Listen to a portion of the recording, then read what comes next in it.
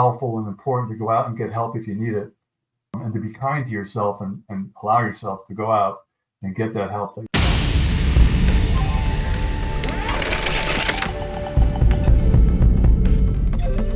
Welcome to the Dojo Radio Show. I'm your host, Sensei Marv, here for another exciting week of karate business talk. I am excited to bring back my guest, Sensei Gene Burke, who is with. I just want to put in a quick word and let you know that today's video is being brought to you by Bushikin Karate St. Cyr Dojo.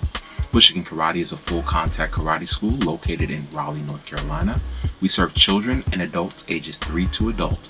Our free to try program offers a 1-week, no obligation trial. For more information, visit bushikin.com. Who was with us last week. Sensei Gene is the author of 3 books, one of which is called The Dojo of the Mind, Finding Inner Peace Through Martial Arts, as well as Eyes Wide Open, and the 3rd book, which is titled Striking Success. Striking Success. So just to provide a little context here, let me read the little synopsis about my dear buddy here. He holds multiple certifications in personal self-defense readiness, tactical systems, as well as a Women's Defense Association instructor. He's also participated in bodybuilding, powerlifting, and Olympic weightlifting. So welcome, Sensei Gene Burke. Sensei. Great to be here. Appreciate it. So, Sensei, I just wanted to talk a little bit about these books. We got a chance last week to really delve into some of the training stuff that we went through, experiences, what karate has meant to you. I wanted to just talk a little bit about the books that you have, Sensei Gene. So what was your motivation for creating these books? How did they come to be? Yeah, so, martial arts had a real impact in my life in many different areas. And, one of the things that's prevalent, to the books, its first 2 books, actually, the first was Dojo of the Mind, and then after that was Striking Success. And, the Dojo of the Mind is, there are so many ways that martial arts training can help people who are suffering with, anxiety and depression and other ailments that can really make their lives, challenging and sometimes feel overwhelmed or feeling overwhelmed with things. There's such a crisis in this country with mental health, particularly, with both sexes, but particularly with young men who often don't have an outlet to be able to, help self-regulate their emotions and, martial arts and to seek help, and when I mean seek help, and trust me, this isn't a book, psychiatry and all that is so important, and it's so powerful and important to go out and get help if you need it, and to be kind to yourself and allow yourself to go out and get that help that you might need. But, with the martial arts, for example, really any activity, physical activity, but martial arts are unique in the fact that there's a physical component to it that's challenging, and you need to focus in it, and you need to take yourself out of yourself to be able to be effective in what you're training. And it also, it helps develop something, critical in the world today is goal setting, appreciation for what you have, helping those around you, being supportive to people around you. So, I thought it was important to be able to kind of write a book that can show how martial arts can really help people find a way, along with professional help when they need it, obviously, but to be able to find a way to help themselves. And that was really the motivation for that.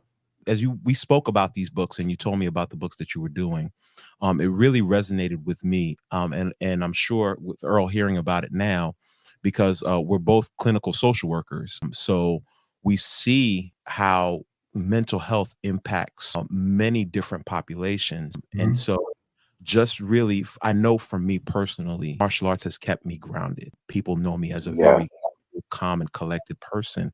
Right. And I feel because of my martial arts training, because I've seen some of the things that I can do or have done, just competitively fighting. So I know the amount of damage that I can do. And it's like, because of that, I do have to maintain a certain composure. I try to stay level-headed. I'm not as hot-headed as I probably could be. I've always been level-headed. So I think it's important to see the correlation between martial arts training and mental health. Yeah, Yes. Yeah, and to this day, I mean, it's kind of funny, but like if I've had a bad day at work and I'm just stressed when I go home, I mean, to this day, my wife would say, "Go train, just go out and hit the bag, go train," because she knows how effective it is. It's an outlet, if you have pent up energy, it's an outlet. If you're having a moment where you're really stressed out, you can delve back into your training in the martial arts on how to calm yourself. Because you have to be calm. You can't be scattered, because if you're not focusing on what you're doing, you're about to have a bad day. So it helps people get out of themselves, which is really, really important. That was the genesis of that book. You hear about kids today, teenagers and so forth, and there's such a challenge today with mental wellness, really, and it's just a tool. It's an additional tool to hopefully maybe help someone get to that level where they can help self-regulate, and also to be kind to themselves. People are very, very hard on themselves, and they don't realize it. Like, most people would never talk to their friends the way they talk to themselves, and the martial arts can help you kind of learn how to again self-regulate. So what would you say would be the major takeaway from the Dojo of the Mind? So, the major takeaway with it, specifically because it's written about the martial arts, is that, in training with the martial arts, through the discipline, through goal setting, you have to be mindful what you're doing at the moment. All of these tools can help you build a base and a foundation that when things get tough, that when things feel like they're spiraling out of control. And it's also a community aspect to it. You go into the dojo. I used to love to go into. I could have been having the crappiest day, because I used to go off into the morning class. I could have had a crappy day the day before at work, and it was so good to see my friends in the dojo. That it was an additional support structure. I can't tell you the number of conversations I've had over the years with Shihan Alfred. He was a tremendous help to me over the years. And that was a support mechanism that I did not have at that time, right. Out in the real world, so it's just really, really important. I think that's the takeaway: support, and both internally, externally, and giving yourself tools to build a foundation to help yourself. I want to talk about Eyes Wide Open, self-defense guide. So Sensei Gene, tell me a little bit about this book here. So it's a little unusual in terms of a self-defense book. There's not one technique spoken about in the book. So it is the soft skills of self-defense. So the entire book is really written towards, there are really a wide variety of very, very good books on self-defense techniques. Unfortunately, there are also some not so good books on self-defense that can get people hurt. But what this book deals with is everything that's beyond kind of the physical end of it in terms of techniques. So it goes over, what's the physiological effects of fear and adrenaline on a person. How's that going to affect your ability to defend yourself? Understanding your own temperament. There are people who are naturally geared and they're ready to go at a drop of a hat, and there are other people who are more timid, who may not want to or have really the psychological ability to be able to gear up the way they may wish to in a self-defense situation. It's about are you justified in self-defense? What you're doing when you're in that situation. When does it go from being self-defense to assault? Things like that.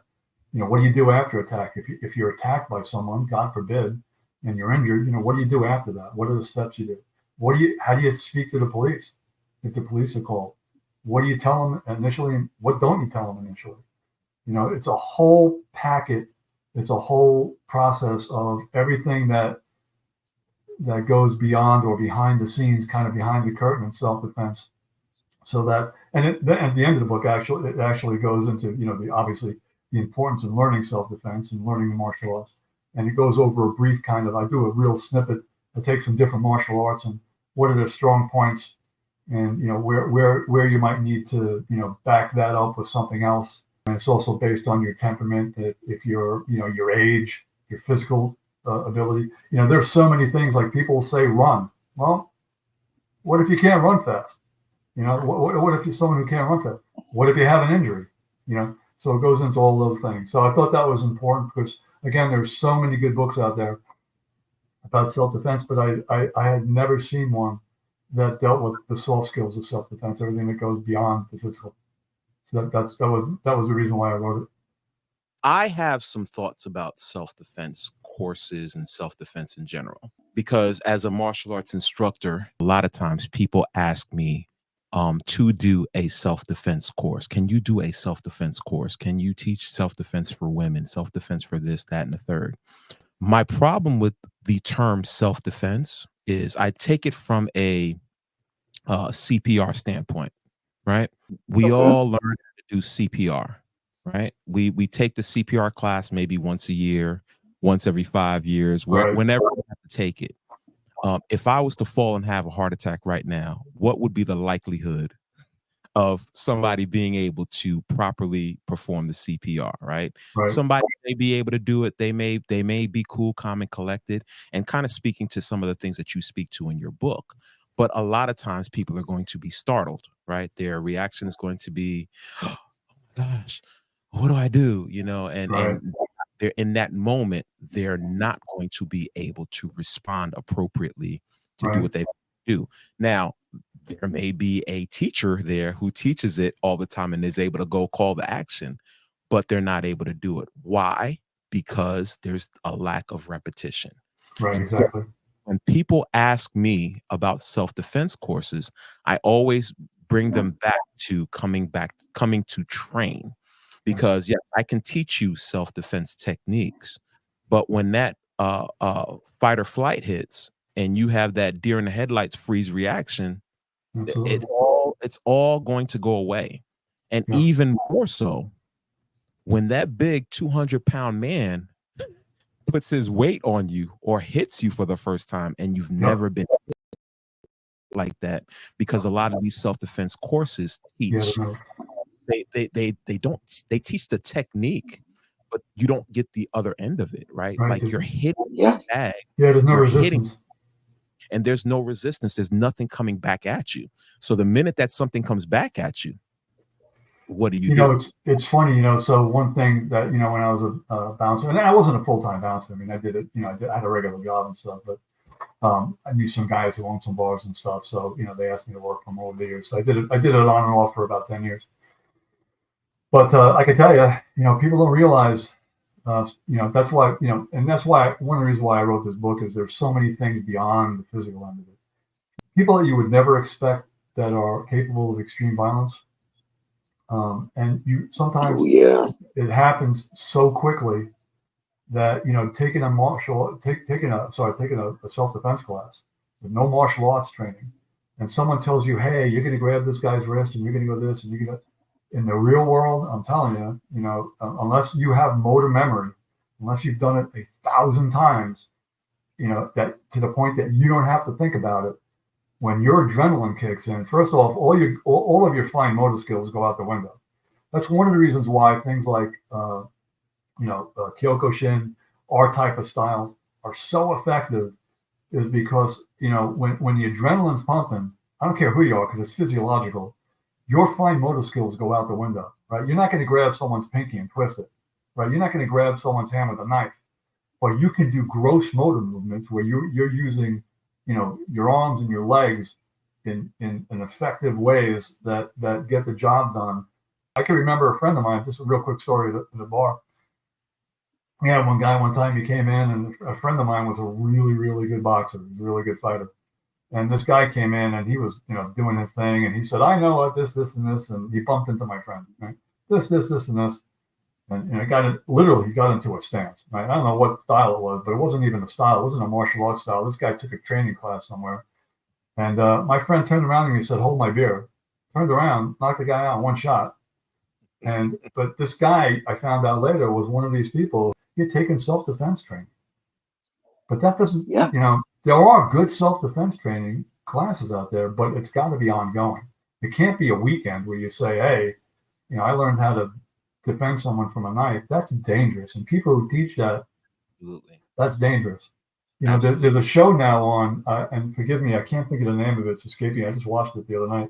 There's a show on YouTube right now, and it's about a bunch of self-defense people, a bunch of different martial artists from a wide range of martial arts. And one of the things they do in the classes, they have to defend against the knife. Mhm. These guys are really experienced martial artists. I mean, from MMA to Kyokushin, you know, everything. None of them survive. They're all cut, or at least Yeah. I mean, one or two of them, like, because they have those special markers that show you where you're cut. You know, one or two of them may have, you know, survived, but these are guys who are, you know, years and years and years of training. And someone coming at them with a knife and a real kind of experience, a real type of attack. You know, none of them are surviving the attacks. You know, obviously in the real world they are, but on the show, the way they're cut, so stuff like that is dangerous. And when people hear that, you know, that also goes into the other, you know, the dojo of the mind is, you know, learning to see those red flags when someone's telling you something. It sounds like we're going to teach you a secret skill or a mystic skill or whatever it is. Run. Yeah. That's not the real world. Absolutely. Yeah. Absolutely. Well, That's thank why you so I encourage everyone to take martial arts. I really do. I think it's very important. I agree 100%. You also have one more book, and it's kind of crazy. You're dropping 3 books at one time. You probably could have dropped one at a time and, you know, done some Well, you know, stuff. that's the beauty of having insomnia. So no, I'm not joking. So, you know, what happened was I battled with insomnia for years, you know, and I usually wake up a couple hours a night. And I remember I was, you know, a while ago, it was, you know, quite a while ago. And I woke up and I'm like, you know what? There are, you know, 324 cracks in my ceiling. What else could I be doing? Because I was laying in my bed counting the cracks in my ceiling. So I said, I might as well do something. So I'm going to be up anyway. Right? I'm going to be up for a couple hours. So a couple hours a night, I would just, you know, put a little bit together and, you know, work it out. One of the things that is, you know, that I think is often missed in the martial arts is the leadership training principles that come through the martial arts that can be applied from martial arts. So, you know, things like, you know, principles like honesty and integrity and loyalty and the power of self-discipline, you know, cultivating a strong spirit, a non-quitting, you know, a spirit of us, Right. be able to be strong and agile and be able to flex to situations. You know, how do you develop your next layer of leaders? You know, that kind of sensei kohai kind of relationship. You know, how are you developing your people around you?